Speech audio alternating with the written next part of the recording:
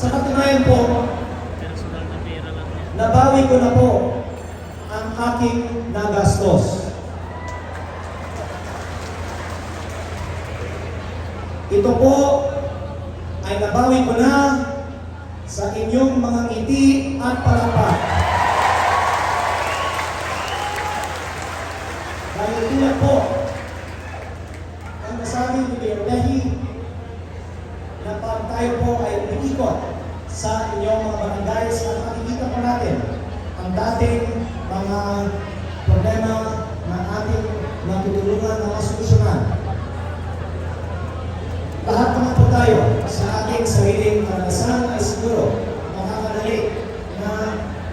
pag tayo po ay nagbibigay ng ating personal na tulong sa ating mga kabarangays ay mababawi na po natin ang ating mga gastos dahil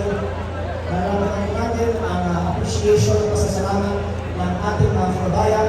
at ulit kung maliit na porsyento lang po naman ng ating kakayanin mo ay sapat na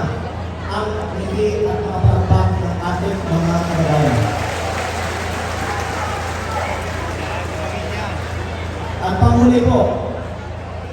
kung may mga makatalino pa dyan na nagsasabi na imposible pa rin na may tao na mabibigay ng ganitong kalaking tulong sa ating mga kababayan na walang sariling pakinabang. Ang magsasagot ko po ay bilang isang mamamayan ng unang distrito, totoo po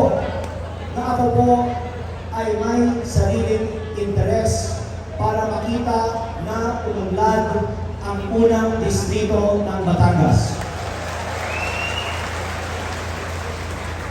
Sa matagal na pong panahon, ang bayan ng Lian ay napag-iwanan kumpara sa ibang mga bayan ng unang distrito dahil sa kakulangan ng tulong ng nasyonal na pamahalaan at ang buong unang distrito ay napag-iwanan kumpara sa ibang mga distrito ng Batangas. Noong ako po ay bata pa lang at madalas